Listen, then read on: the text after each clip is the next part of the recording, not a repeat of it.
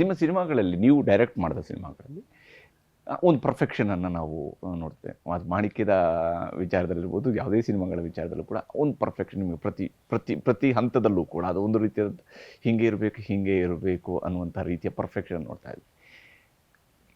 ಈ ವಿಚಾರವನ್ನು ನೀವು ಮ್ಯಾಕ್ಸಲ್ಲಿರ್ಬೋದು ಅಥವಾ ಇದು ಯಾವುದೇ ಸಿನಿಮಾಗಳಲ್ಲಿ ಹಿಂಗೆ ಇನ್ವಾಲ್ವ್ ಆಗ್ತೀರಿ ಅನ್ನೋದು, ಅಪಾರ್ಟ್ ಫ್ರಮ್ ಮ್ಯಾಕ್ಸ್, ನಾನು ಇದಕ್ಕೆ ಪ್ರಶ್ನೆಯನ್ನು ನಿಮ್ಮ ಹತ್ರ ಕೇಳ್ತಾ ಇರುವಂಥದ್ದು, ಹೇಗೆ ನೀವು ಆ ಪರ್ಫೆಕ್ಷನನ್ನು ಉಳಿದವರಿಂದ ಕೂಡ ನಿರೀಕ್ಷೆ ಮಾಡ್ತಾ ಇರ್ತೀರಿ ನಿಮ್ಮ ಸಿನಿಮಾಗಳ ವಿಚಾರ? I don't expect perfection from anybody sir. ನಾನು ಅದನ್ನು ಎಕ್ಸ್ಪೆಕ್ಟ್ ಮಾಡ್ತಾ ಕೂರಲ್ಲ.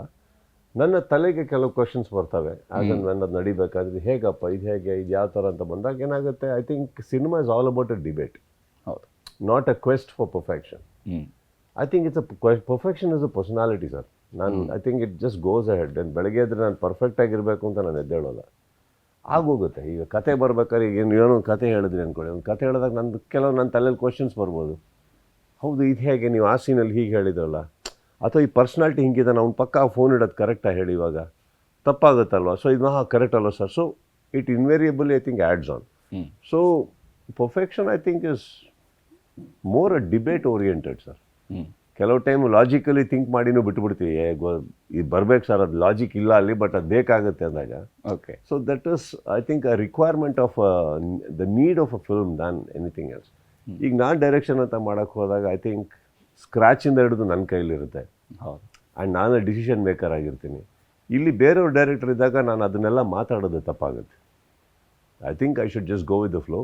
ಅಫ್ಕೋರ್ಸ್ ಎಲ್ಲೆಲ್ಲಿ ನನ್ನ ಕಣ್ಣು ಆಡ್ಸೋಕ್ಕಾಗುತ್ತೋ ಅದು ಮಾಡೋಕ್ಕಾಗುತ್ತೋ, and where I can talk, think I talk, ಮಾತಾಡಿ ಅದನ್ನು ಸರಿ ತರೋದು ಒಂದು ಪ್ರಯತ್ನ ಅಷ್ಟೇ, ಇದು ಏನಿಲ್ಲ.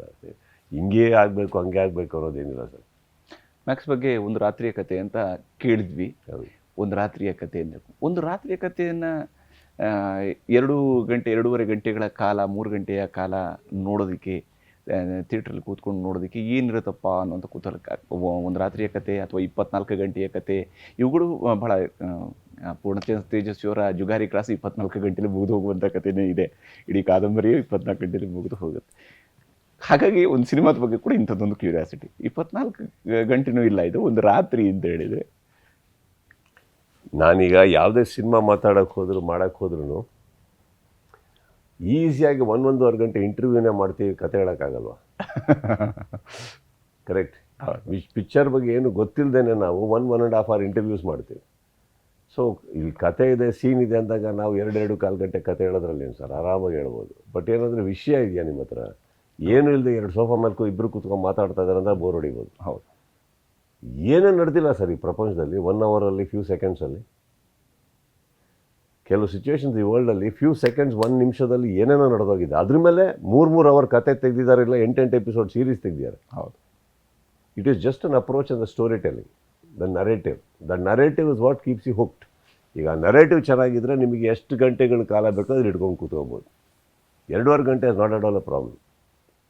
ಇದರಲ್ಲಿ ಒಂದು ವಿಚಾರ ಇದೆ, ಒಂದೇ ರಾತ್ರಿ ಅನ್ನೋದಕ್ಕಿಂತ ಹೆಚ್ಚಾಗಿ ಒಂದು ರಾತ್ರಿಯಲ್ಲಿ ಏನೋ ನಡೆಯುತ್ತಲ್ಲಿ, ಏನೇನಾಗುತ್ತೆ, ಪ್ರಪಂಚನೇ ತಳಕ ಬಳಕ ಆಗ್ಬಿಡುತ್ತೆ ಅದರಲ್ಲಿ. ಸೊ ಅಂಥದ್ರಲ್ಲಿ ತೆಗೆದಿರೋದು ಇದು. So I think that is what appealed. ಯಾಕಂದರೆ ನಾನು ವಿಕ್ರಾಂತ್ ರೋಣ ಮಾಡಿದಾಗ it's such a huge magnanimous film. ನನಗೆ ಒಂದು ಸ್ವಲ್ಪ ಸಿಂಪ್ಲರ್ ಫಿಲ್ಮ್ ಮಾಡೋಣ ಅಂತ ಒಂದು ಅನ್ನಿಸ್ತಾ ಇತ್ತು. ಅದೇ ರೂಟಲ್ಲಿ ಹೋಗ್ಬಿಟ್ರೆ ಕಷ್ಟ ಆಗುತ್ತೆ ಸರ್. ಇದು ಇಷ್ಟು ಕೋಟಿ, ನೆಕ್ಸ್ಟ್ 150 ಕೋಟಿ, ನೆಕ್ಸ್ಟ್ ಅದಕ್ಕೆ ಎಂಡಿಲ್ಲ. ಆ್ಯಂಡ್ ಜನ ಕೇಳೋದು ತುಂಬ ಸಿಂಪಲ್ ಕತೆಗಳು ಆ ಟೈಮ್ಸ್. ನಾವು ಅದಕ್ಕೂ ಟಚಲ್ಲಿ ಇರ್ಬೇಕು ಸರ್. ಮಧ್ಯಾಹ್ನ ನಾವು ಎಕ್ಸ್ಟ್ರಾರ್ಡಿನರಿ ಲಂಚ್ ಮಾಡ್ತೀವಿ ಅಂದ ತಕ್ಷಣ ಬೆಳಗಿನ ಬ್ರೇಕ್ಫಾಸ್ಟ್ ಹಂಗೆ ಇರಬೇಕು ಅಂದ್ರೆ ತಪ್ಪಾಗ್ಬಿಡುತ್ತೆ. ಒಂದು ದಿನದಲ್ಲಿ ಎಲ್ಲ ಥರನೂ ಬೇಕಾಗುತ್ತೆ. ಸಮ್ಟೈಮ್ಸ್ ನಿಮಗೇನು ಒಂದ್ಸಲ ಒಂದು ಹಣ್ಣು ತಿಂದು ತೃಪ್ತಿಯಾಗಿರ್ತೀರ ನೀವು. ಕರೆಕ್ಟ್.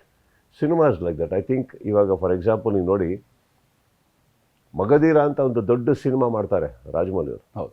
ಅದಾದಮೇಲೆ ಸಿಂಪಲ್ ಆಗಿ ಒಂದು ಮರ್ಯಾದಾ ರಾಮನ್ ಅಂತ ಮಾಡ್ತಾರೆ. Exactly. Don't forget that. I think we should do. Yes. ನೀವು ಎಂಥದ್ದೇ ದೊಡ್ಡ ನಿರ್ದೇಶಕರು ತವ್ರಿ, ಅವರು ದೊಡ್ಡದು ಮಾಡಿದ ಒಂದು ಸಿಂಪಲ್ ಸಿನಿಮಾನು ಮಾಡ್ತಾರೆ. ಫಾರ್ ಮೀ ವಿಕ್ರಾಂತ್ ರೋಣ ನನಗೆ ತುಂಬ ಟೈಮ್ ತೊಗೊಂಡಂಥ ಒಂದು ಸಿನಿಮಾ, ತುಂಬ ದೊಡ್ಡ ಸಿನಿಮಾ.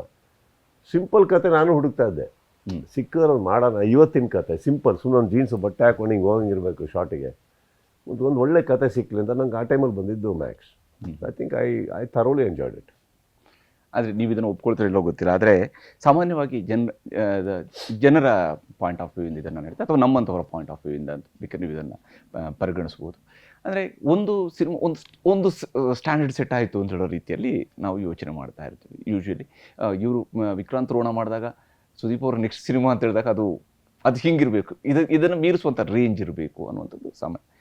ಅಂಥ ಸಮಯದಲ್ಲಿ ಸಡನ್ನಾಗಿ ಸಿಂಪಲ್ ಮೂವಿ ಅಥವಾ ಸಿಂಪಲ್ ಕತೆ ಅನ್ನೋದರ ಕಡೆಗೆ ಹೋದಾಗ ಆ ಎಕ್ಸ್ಪೆಕ್ಟೇಷನ್ನ ನೀವೀಗ ಮರ್ಯಾದ ರಾಮಣ್ಣವ್ರನ್ನ ಹೇಳಿದ್ರು ಒಳ್ಳೆ ಎಕ್ಸಾಂಪಲನ್ನು ಹೇಳಿದ್ರಿ ನಿಜ. ಆದರೆ ಮತ್ತೊಮ್ಮೆ ಅವರು ಬಾಹುಬಲಿಯನ್ನು ಮಾಡಿದ ನಂತರ RRR ಮಾಡೋದ್ರ ಕಡೆಗೆ ಹೋಗಿದ್ದು ಕೂಡ ಶ್ರೀವಾಸ್ತವ, ಅದು ಇನ್ನೊಂದು ದೊಡ್ಡ ಸ್ಟ್ಯಾಂಡರ್ಡನ್ನು ಸೆಟ್ ಮಾಡೋ ಕಡೆಗೆ ಅವರು ಹೋಗುವಂಥದ್ರ ಕಡೆಗೂ ಕೂಡ ಕೆಲವೊಂದು ಕಡೆ ಮನಸ್ಥಿತಿ ಬದಲಾಗ್ತಾ ಇದೆ, ಸ್ಟ್ಯಾಂಡರ್ಡ್ ಸೆಟ್ ಆಗುವಂಥದ್ದು ಜಾಸ್ತಿ ರಂಗ ಭಾಷೆ ಇದೆಯಲ್ಲ ಸರ್, ವಿಕ್ರಾಂತ್ ರೋಣದು ಡಬಲ್ ಇದೆ ಅದು ಬಡ್ಜೆಟ್. ಹೌದು, ಸೊ ಅದು ಇದೆಯಲ್ಲ ಅಲ್ಲಿ. ಅದಾದ್ಮೇಲೆ ಇನ್ನು 2-3 ಸಿನಿಮಾ ಹಂಗೆ ಇದೆ. ಓಕೆ, ನನಗೇನಂದ್ರೆ ಮಧ್ಯದಲ್ಲಿ ನಾನು ಈ ಥರನೂ ಮಾಡಬೇಕು ಅನ್ನೋದೊಂದು ಆಸೆ ಇತ್ತು ನನಗೆ, ಮಾಡೋಣ. ಯಾಕೆ ಇತ್ತೀಚೆಗೆ ಬಂದಿದ್ದು ಎಲ್ಲ ಬರೀ ಹಾಗೆ ಇತ್ತು. So we wanted to do it's about me ಆಲ್ಸೋನು. ಆ ಟ್ರೆಂಡನ್ನು ಬ್ರೇಕ್ ಮಾಡಬೇಕು ಅಂತ ಇಲ್ಲ ಸರ್, ನನಗೆ ಹಂಗೆ ಅನಿಸ್ತಾ ಇತ್ತು, ಸಿಂಪಲ್ ಒಂದು ಇಡ್ಲಿ ತಿನ್ನೋಣ ಅನಿಸ್ತಾ ಇತ್ತು. ಓಕೆ, ಅಲ್ಲಿ ಮುಗೀತು. ನಾನು ನನ್ನ ಲೈಫಲ್ಲಿ ನಾನು ಏನು ಮಾಡಬೇಕು ಅಂತ ಹೊಡ್ತೀನಿ ಅದು ತುಂಬ ಮೈಕ್ರೋಸ್ಕೋಪಿಗೆ ಝೂಮ್ ಹಾಕಿ ಅದಕ್ಕೆ ರಿಸರ್ಚ್ ಮಾಡಿ ನಿಮ್ಮ ಎಕ್ಸ್ಪೆಕ್ಟೇಷನ್ ವಾಟ್ ಅಬೌಟ್ ಮೀ ನನಗೂ ಅನಿಸುತ್ತಲ್ಲ. ಹೌದು, ಕತೆ ಸಿನಿಮಾನೇ ಮಾಡ್ತಾ ಇರೋದು. ಸಿನಿಮಾ ನೀವು ಹೇಳೋದು ಬಡ್ಜೆಟ್ ಮೇಲೆ ಒಂದು ಸಿನಿಮಾ ಡಿಪೆಂಡ್ ಆಗಿದ್ರೆ ಸರ್, ಹಾಗಾದರೆ ನಿಮಗೆ KGF ಫಸ್ಟ್ ಪಾರ್ಟಿನ ಬಡ್ಜೆಟ್ ಏನು, ಕಾಂತಾರ ಬಡ್ಜೆಟ್ ಏನು, ಪುಷ್ಪ ಫಸ್ಟ್ ಪಾರ್ಟ್ ಬಡ್ಜೆಟ್ ಏನು, ಸೆಕೆಂಡ್ ಪಾರ್ಟಿಗೆ ಹೋದಾಗಲೇ ತಾನೇ ಎಲ್ಲ ಆ ಕಡೆ ಈ ಕಡೆ ಆಗ್ತಾ ಇರೋದು ದೊಡ್ಡದಾಗಿದ್ದು. So how when did budgets determine intention? ಇದರಲ್ಲಿ ಸಿಂಪಲ್ ಅಂತ ತಕ್ಷಣ ನಾನು ಹೇಳ್ತಾ ಇರೋದು ಬಡ್ಜೆಟ್ ವೈಸ್ ಒಂದು ಸಿಂಪಲ್ ಇರ್ಬೋದು, ಕತೆ ಅಲ್ಲ. ಇವಾಗ ಇದೇ ಕತೆನ 150 ಕೋಟಿಗೆ ಹೇಳ್ಬೋದಿತ್ತು ನಾನು. ಇದೇ ಕತೆನ ಇನ್ನೂ ಹಂಗೆ ತಂದು 150 ಕೋಟಿಯಲ್ಲಿ ಮಾಡ್ಬೋದಿತ್ತು. ಬಟ್ ಅವಶ್ಯಕತೆ ಇಲ್ಲ. ಓಕೆ, ಅರ್ಥ ಆಯ್ತಾ ನಿಮಗೆ? ಈ ಕತೆಗೆ ಸಾಕು, ಅಷ್ಟು ಬಡ್ಜೆಟ್ ಸಾಕು. ಅದರಲ್ಲೇ ಭಾಳ ದೊಡ್ಡ ಕತೆ ಹೇಳ್ಬೋದು ನಾವು. ಅಂಥದ್ದು ಒಂದು ಸಿನಿಮಾ ಅಂತ ಇರೋದು ನಾನು ನಿಮಗೆ. ಸಿಂಪಲ್ ಅಂತ ತಕ್ಷಣ ನಾನು ಬಡ್ಜೆಟ್ ಕಂಟೆಂಟ್ ಮೇಲೆ ಹೇಳ್ತಾ ಇಲ್ಲ. ಈ ದೊಡ್ಡ ಸಿನಿಮಾದಲ್ಲಿ ಅಂದರೆ ನಿಮ್ಗೆ ಗೆಟಪ್ಪಿಗೆ ಸಿಕ್ಕಾಬಿಟ್ಟೆ ಟೈಮ್ ಬೇಕು, ರಿಸರ್ಚ್ ಬೇಕು. ಒಂದೊಂದು ಶಾರ್ಟಲ್ಲೂ ನಿಮಗೆ ಇಡೀ you would have created a world, don't forget that. ಅದಕ್ಕೆ ಏನೇನು ಬೇಕೋ ಮಾಡೋಷ್ಟರೊಳಗೆ it takes so much time. Correct. In that way I set simple is ನಿಮ್ಗೆ ಗೆಟಪ್, ನಿಮ್ದು ಹಾಕೋ ಬಟ್ಟೆ ಹಾಕೊಂಡು ಬಂದ ಮನೆಗೆ ಹೋದ ಒಂದು ಮಾಡೋದು ಅನ್ನಿಸ್ತಾ ಇತ್ತು. And content wise I am not going to debate about it. Content wise it is very heavy. ಯಾಕೆಂದರೆ ಹೊಸ ಡೈರೆಕ್ಟರ್ ಜೊತೆಗೆ ನೀವು ಈ ಸಿನಿಮಾವನ್ನು ಮಾಡಿದ್ರಿ, ಹೊಸ ಟೀಮ್ ಎಷ್ಟು ಇಂಪಾರ್ಟೆಂಟ್ ಅಲ್ಲ. ಡೈರೆಕ್ಟರ್ ಮಾತ್ರ ಹೊಸೊಬ್ರು, ಕೆಲವು ಕಲಾವಿದರು ಫಸ್ಟ್ ಟೈಮ್ ಮಾಡಿದ್ವಿ ನಾವು ಅವರಿಗೆ ಅಷ್ಟೇ. ಡೈರೆಕ್ಟರ್ ಹೊಸ ಡೈರೆಕ್ಟರ್ ಜೊತೆಗೆ ಈಸ್ ಗುಡ್ ಸರ್. ನಾನು ಅವರಿಲ್ಲ ಅಂದರೆ ನಾನು ಯಾಕೆ ಹೋಗ್ತಾ ಇದ್ದೆ ಕೆಲಸಕ್ಕೆ? ಇನ್ನೊಂದು ಹೇಳ್ತೀನಿ ಕೇಳಿ, ಫ್ಲಾಸ್ ಎಲ್ಲರಲ್ಲೂ ಇರುತ್ತೆ, ನನ್ನಲ್ಲೂ ಇದೆ. ಇವತ್ತು ನನ್ನ ಸೆಟ್ಟಲ್ಲಿ ಇನ್ನೊಬ್ರು ಸೀನಿಯರ್ ಇದ್ರೆ ಅವ್ರ ಹತ್ರ ಕಲಿತೀವಿ. ಇನ್ನೇನೋ ಇದ್ರೆ ಅವರು ಅದನ್ನು ನೋಡಿ ಸುದೀಪ್ ಇದು ರಾಂಗ್ ಅದ, ಹೌದಲ್ವ ನಾನು ಥಿಂಕ್ ಮಾಡಿ, ಅದು ಅವ್ರ ಮೆಚ್ಯೂರಿಟಿ. ಈಗ ಹೊಸ ಬಾ ಅಂತ ಬಂದರೆ ಇವಾಗ ನನಗೂ ಹಾಗಾದರೆ ಯಾವತ್ತೂ ಯಾರು ಆಪರ್ಚುನಿಟಿನೇ ಕೊಡಬಾರ್ದಿತ್ತು. I am very confident sir that ಮಾಡ್ತಾರೆ. ಚೂರು ಆ ಕಡೆ ಈ ಕಡೆ ಆದರೆ ಬೇರೆಯವರೆಲ್ಲ ದೊಡ್ಡವರು ಇದ್ದಾರೆ ಸೆಟ್ಟಲ್ಲಿ, ಅವರು ಕರೆಕ್ಟ್ ಮಾಡ್ತಾರೆ, ಇನ್ನೊಂದು ಮಾಡ್ತಾರೆ. ಬಟ್ ಅವ್ನು ಕತೆ ಬರ್ಕೊಂಬಂದಿರ್ಬೇಕಾದ್ರೆ ಕತೆ ಅವ್ರದ್ದೇ ತಾನೆ. ಅವ್ರಿಗೆ ಆ ವಿಷನ್ ಇರೋದಕ್ಕೆ ನಾನು ಕತೆ ಒಪ್ಪಿರೋದಲ್ವಾ. ಮಿಕ್ಕಿದ್ದೆಲ್ಲರೂ it's an hand and glove. We have to go hand and glove. He is done a good job, Vijay has done a great job. ಚೆನ್ನಾಗಿ ಬರೆದಿದ್ದಾರೆ, ಚೆನ್ನಾಗಿ ಕೆತ್ತಿದ್ದಾರೆ ಪಿಕ್ಚರ್ನ. ಆ್ಯಂಡ್ ಶೇಖರ್ ಚಂದ್ರು DOP ಅದಕ್ಕೆ ಹ್ಯಾಂಡ್ ಆ್ಯಂಡ್ ಗ್ಲೋವ್ ಥರ ಅವ್ರನ್ನೂ ಒಂದು ಕಾಂಪ್ಲಿಮೆಂಟ್ ಮಾಡ್ಯಾರೆ. ಅವ್ರ ಕಲರ್ ಪ್ಯಾಲೆಟ್ಸ್ ತುಂಬ ಇಷ್ಟ ನನಗೆ, ಅದನ್ನು ಚೆನ್ನಾಗಿ ಮಾಡ್ಯಾರೆ. ಶಿವ ಆರ್ಟ್ ಡೈರೆಕ್ಟರ್ ಬಗ್ಗೆ ನಾನು ಹೇಳಲೇಬೇಕಾಗಿಲ್ಲ. ಸೊ ಆ ವಿಜಯ್ಗೆ ಸಪೋರ್ಟ್ ಸಿಸ್ಟಮ್ ಆಗಿ ತುಂಬ ಕಾಂಪ್ಲಿಮೆಂಟಿಂಗ್ ಆಗಿದೆ ಎಲ್ಲ. ಮ್ಯೂಸಿಕ್ ಡೈರೆಕ್ಟರ್ ರಜನೀಶ್ ಹಸ್ given fantastic songs and music. So Vijay has been well supported. ನಾನು ಒಬ್ಬನೇ ಅಲ್ಲ, well supported by lot of technicians and actors. So I think is done a great job. ಆದರೆ ಸುದೀಪ್ ಅವ್ರ ಜೊತೆಗೆ ಹೀರೋಯಿನ್ ಇಲ್ವೇನೋ ಅಂತ ಹೇಳಿ ಗೊತ್ತಿಲ್ಲ, ಇದರ ಗೊತ್ತಿಲ್ಲ ನಮಗೆ. ಇಲ್ವೇನೋ ಅಂತ ಹೇಳ್ಕೊಂಡು ನೀವಂತೂ ಹೇಳಿದಿರಿ. ಈ ಸಿನಿಮಾನ ಇದುವರೆಗೆ ನಾವು ನೋಡಿದ ಪ್ರಕಾರ ಇಲ್ವೇನೋ ಅಂತ ನೋಡಬೇಕು ಅಂತ ಪರದೆ ಮೇಲೆ ನಿಮಗೆ ಹೀರೋಯಿನ್ ಇಲ್ಲ ಏನು ನೋಡಬೇಕು ಅಂತ ಸುದೀಪ್ ಅವ್ರಿಗೊಂದು ಜೋಡಿ ಇದ್ರೆ ಖುಷಿ ಆಗುತ್ತಲ್ಲಪ್ಪ ಅಂತ ಒಂದು ಎಕ್ಸ್ಪೆಕ್ಟೇಷನ್ ಇರುತ್ತೆ. ಈ ಕತೆಗೆ ಅವಶ್ಯಕತೆ ಇರಲಿಲ್ಲ ಸರ್. ಓಕೆ, ಈ ಕತೆಗೆ for example autograph is all about heroines. ಹೌದೌದು, ಅದರಲ್ಲಿ ವಿಲನ್ ಇಲ್ಲ. ಹೌದು, ಅದ್ಯಾಕೆ ಕೇಳಿಲ್ಲ, ಯಾರು ವಿಲನ್ ಇಲ್ಲ. ಈ ಸಿನಿಮಾಗೆ ಅವಶ್ಯಕತೆ ಇಲ್ಲ. ಏನಾಗುತ್ತೆ, ನಾವು ಒಂದು ಹೀರೋಯಿನ್ ಅಂದ ತಕ್ಷಣ ಅವ್ರನ್ನೂ ಒಂಥರ ಟ್ರೀಟ್ ಮಾಡೋದು ತಪ್ಪಾಗುತ್ತೆ. ಕರ್ಕೊಂಡು ಬಂದಮೇಲೆ ಅವರು ಆಸೆಯಿಂದ ಬಂದಿರ್ತಾರೆ, ಅವ್ರಿಗೊಂದು ಪಾತ್ರ ಇಲ್ಲ, ಸುಮ್ಮನೆ ಸಾಂಗಿಗೆ ಬಂದು ಹೋಗ್ತಾರೆ ಅಂದರೆ ತಪ್ಪಾಗುತ್ತಲ್ಲ. ದೇಲ್ ಆಲ್ಸೋ ಅವ್ರದ್ದು ಒಂದು ಕೆರಿಯರ್ ಇರುತ್ತೆ. ಇದು ನಾನು ಯಾರ ಮೇಲೆ ಉಪಕಾರ ಮಾಡ್ತಾರಲ್ಲ, ನನಗನ್ಸುತ್ತೆ ಸುಮ್ಮನೆ ಕರ್ಕೊಂಡು ಒಂದೊಂದು ಸಾಂಗು ಯಾವುದೋ ಫ್ಲ್ಯಾಶ್ ಬ್ಯಾಕಿಗೆ ಒಬ್ಬರನ್ನ ಹಾಕೋದು ಏನಕ್ಕೆ?